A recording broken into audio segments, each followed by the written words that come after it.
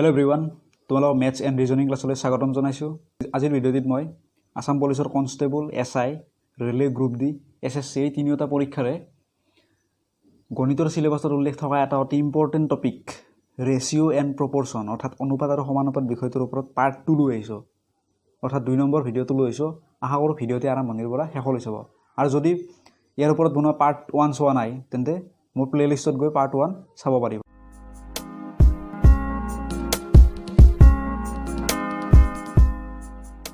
এই ভিডিঅ'টিত মই question number 6 ৰ পৰা আৰম্ভ কৰিছো কিয়নো এই টপিকটোৰ ওপৰত 5টা কোৱেশ্চন আগৰ ভিডিঅ'টোত ডিসকাস কৰা হৈছে তো ইয়াত মই কোৱেশ্চন নম্বৰ 6 ৰ পৰা আৰম্ভ কৰিছো তো কোৱেশ্চন নম্বৰ 6 ত দিছে যদি a বিতকৈ 40% বেছি তেন্তে a অনুপাত b কিমান হ'ব অৰ্থাৎ a টু বিতকৈ 40% বেছি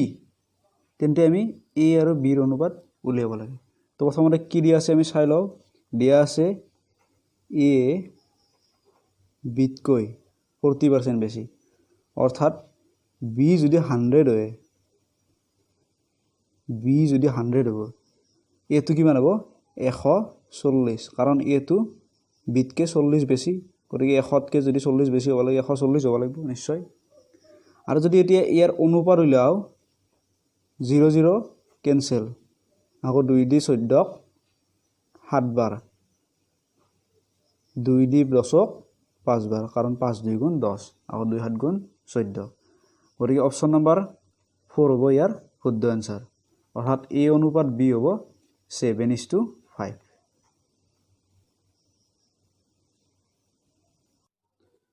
কোৱেশ্চন নম্বৰ 7 দিয়া আছে যদি a বিতকৈ a টু বিতকৈ 30% কম তেন্তে a অনুপাত b উলাব লাগে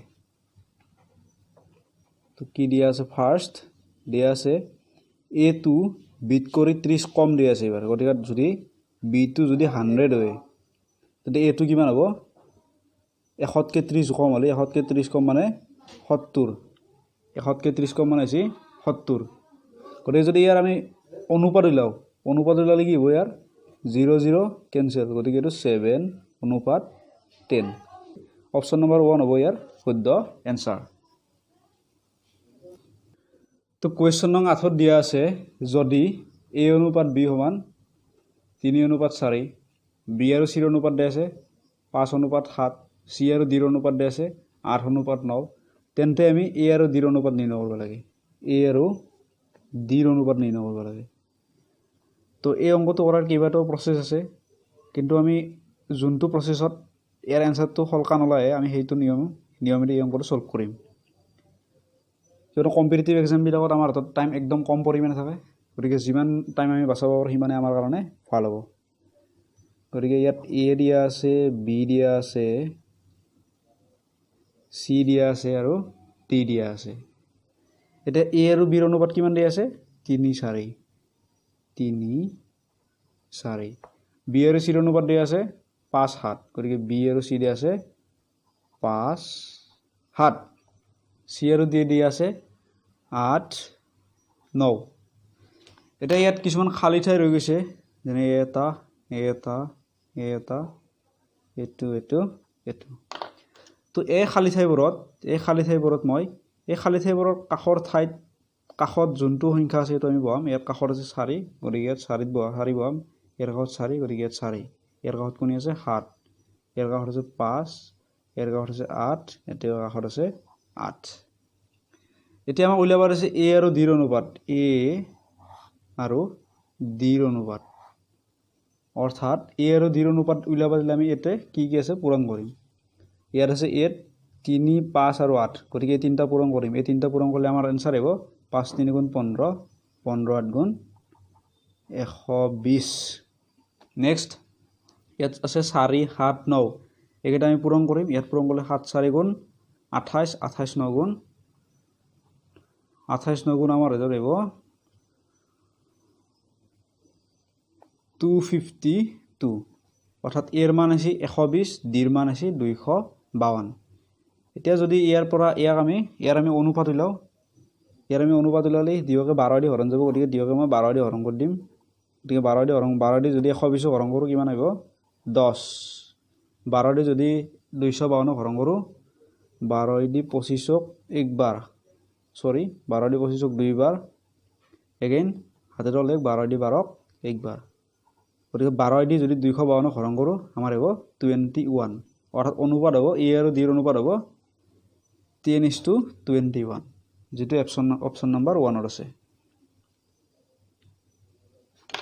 তংকটো মই আৰু একবাৰ কৈ দিছো ইয়াত a b b c আৰু c d ৰ অনুপাত দিয়া আছিল আমাক উলিয়াব দিছে a আৰু d ৰ অনুপাত তো মই কি কৰি লৈছো first a b c d লিখি লৈছো তাৰ পিছত লিখছো a আৰু b ৰ অনুপাত কিমান দি আছে a আৰু b ৰ অনুপাত দি আছে 3:4 গতিকে মই a আৰু b ৰ তলত লিখছো 3:4 b আৰু c কিমান দি আছে 5:7 গতিকে b আৰু c ৰ তলত কিমান লিখছো মই 5:7 c আৰু d ৰ অনুপাত দি আছে 8:9 গতিকে c আৰু d ৰ তলত লিখছো মই 8:9 তো ইয়াত কিছুমান খালি ঠাই আছিল এই খালি ঠাইবোৰত মই কি সংখ্যা বহাইছো এই খালি ঠাইবোৰৰ কাষত থকা সংখ্যাটো ইয়াৰ কাষত আছে 4 গতিকে ইয়াত 4 হইব ইয়াৰ কাষত 4 গতিকে 4 ইয়াৰ কাষত 7 ইয়াৰ কাষত 8 আছিল গতিকে 8 বৈছি ইয়াৰ কাষত 8 গতিকে 8 আছে ইয়াৰ কাষত 5 আছিল এতে 5 এতিয়া আমাক উলিয়াব দিছে a আৰু d ৰ অনুপাত গতিকে আমি a ৰ যিকেইটা সংখ্যা আছে এটা পূৰণ কৰিম আৰু d ৰ যিকেইটা সংখ্যা আছে এটা আমি পূৰণ কৰিম a ত আছে 3 5 8 আৰু 3 5 8 ক পূৰণ কৰিলে আমি পাও 120 d ত আছে 4 7 9 4 7 9 পূৰণ কৰিলে আমি পাও 252 তো এতিয়া ইয়াৰ অনুপাত উলিয়াব লাগে অনুপাত উলিয়ালে আমি দেখা পাইছো যে এই 120 আৰু 252 দুয়োটাকে 12 দি হৰণ কৰিব পাৰি গতিকে 12 দি যদি 120 হৰণ কৰো 10 12 দি যদি 252 হৰণ কৰো 21 গতিকে 10:21 হ'ব ইয়াৰ ৰাইট আনসাৰ তো কোৱেশ্চন নম্বৰ 9 ত আমি x ৰ মান নিৰ্ণয় কৰিব লাগে দেয়া আছে a/3 = b/4 = 5a + 4b / x যদি এটো অপচন দিয়া থাকে তেন্তে আমি x ৰ মান নিৰ্ণয় কৰিব লাগে এটো ভেৰি ইম্পৰ্টেন্ট কোৱেশ্চন এটো এসএসসি পৰীক্ষাত আহি গৈছে গতিকে ইয়াত আমি দিয়া আছে কি দিয়া আছে a/3 b/4 = 5a + 4b = 4b / x এখনি বস্তু দিয়া আছে অৰ্থাৎ এখনিৰ মিনিং হৈছে এখনিৰ ভ্যালু এইখিনিৰ ভ্যালু আৰু এইখিনিৰ ভ্যালু সমান মই ধৰি ললো এই ভ্যালুটো k ইয়াক মই k বুলি ধৰি ললো যদি k বুলি ধৰি লও তেন্তে ইয়াৰ মিনিংটো হ'ব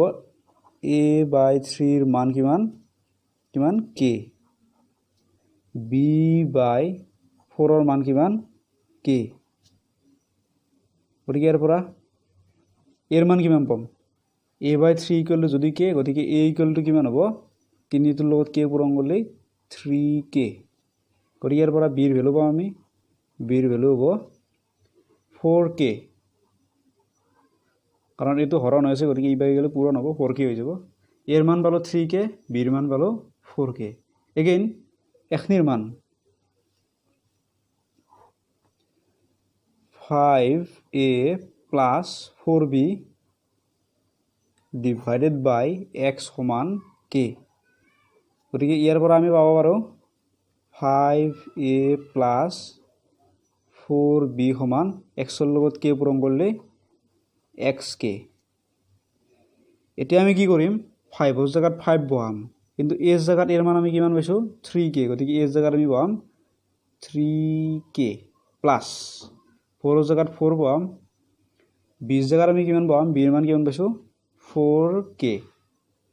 = xk তেও যদি আমি সিম্পলিফাই কৰো 5 3 * 15k 4 4 * 16k গতিকে 15k 5 3 * 15টাকে 4 4 * 16টাকে 15টা আৰু 16টাকে যোগ কৰিলে आंसर হ'ব আমাৰ 31k এইভাগে হল xk ইয়াৰ পৰা k ক্যান্সেল ক্যান্সেল হলে এতে থাকিল 31 এতে থাকিল x অৰ্থাৎ x ৰ মান আমি কিমান পালো 31 অপচন নম্বৰ 4 ইয়াৰ ৰাইট आंसर তো কোৱেশ্চনটো আৰু একবাৰ বুজাই দিছো মই ইয়াৰ x ৰ মান নিৰ্ণয় কৰিব লাগে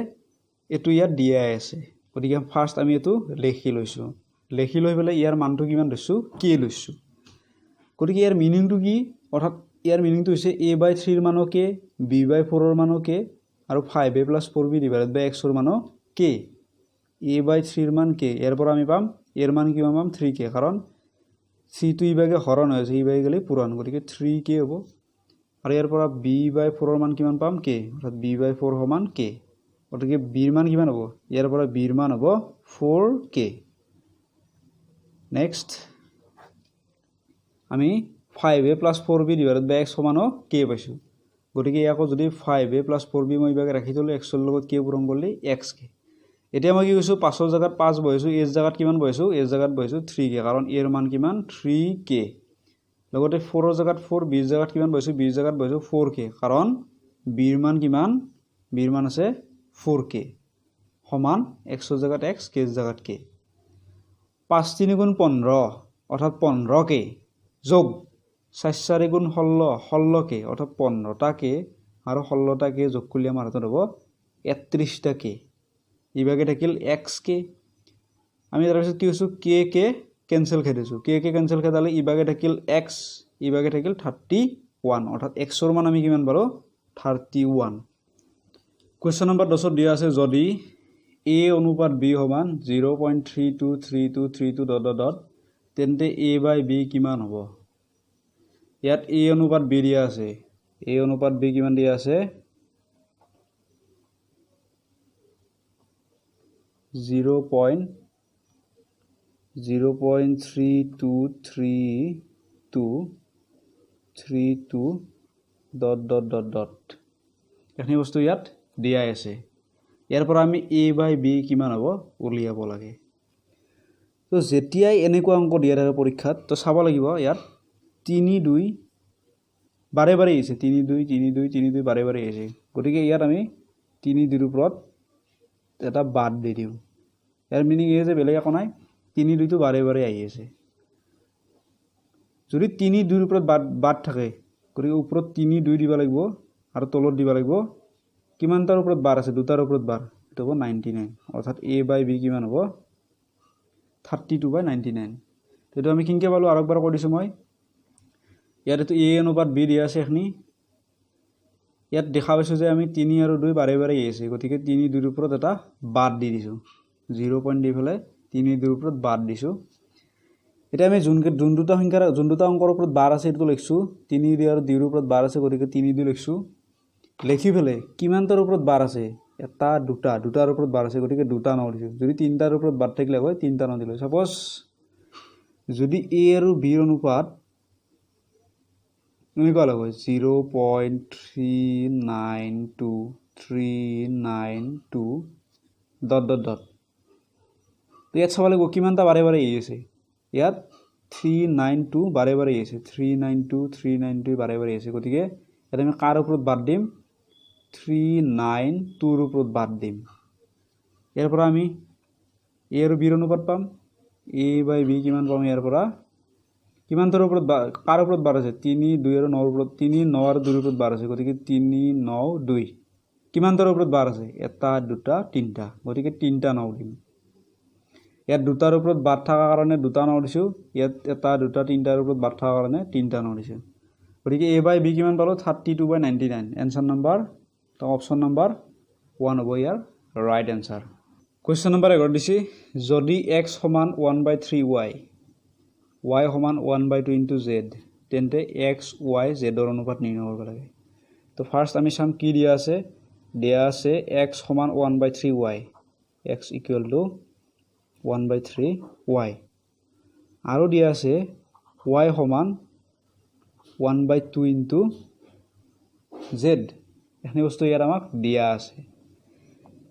গতিকে ইয়াৰ পৰা আমি লিখিব পাৰো x/y সমান 1/3 কাৰণ y টো আছিল ইভাগে পূৰণ হয় গতিকে মই যদি সমান চিনৰ পৰা সমান চিন পাৰ কৰি লৈ আহো ইভাগে হ'ব ই হৰণ গতিকে y টো যদি ইভাগে লৈ আহো থাকি যাব 1/3 নেক্সট এটো লাইনৰ পৰা আমি লিখিব পাৰো y আগৰ পৰা আছে z টো পূৰণ হৈছিল সমান চিন পাৰ কৰি লইলে ই হ'ব হৰণ গতিকে z টো লৈ গেল থাকিল কোনি 1/2 তো যদি আমি লক্ষ্য কৰো ইয়াত y ৰ মান 3 ইয়াত y ৰ মান 1 তো y ৰ মানটো বেলেগ বেলেগ হ'ব নোৱাৰে গতিকে ফাৰ্স্ট আমি কি কৰিব লাগিব ইয়াত y ৰ মানটো সমান কৰি ল'ব লাগিব গতিকে ইয়াত y ৰ মান আছে 3 ইয়াতো যদি 3 কৰিব লগা হয় আমি কিমান দি পূৰণ দিব লাগিব 3 দি পূৰণ দিব লাগিব আৰু 3 দি পূৰণ দিয়াৰ লগে লগে 3 দি আমি হৰণো দিব লাগিব গতিকে ইয়াত কি হ'ব 3 2 গুণ 6 3 1 গুণ 3 এতিয়া y ৰ মান সমান হৈছে y ৰ মান কিমান আছে এটো 3 y ৰ মান এটো 3 x ৰ মান আছে 1 z ৰ মান আছে 6 তো ইয়াৰ পৰা আমি x y আৰু z ৰ অনুপাত আমি নিৰ্ণয় কৰিব পাৰো তো x y z ৰ অনুপাত কিমান হ'ব x ৰ মান কিমান আছে ইয়াত x ৰ মান আছে 1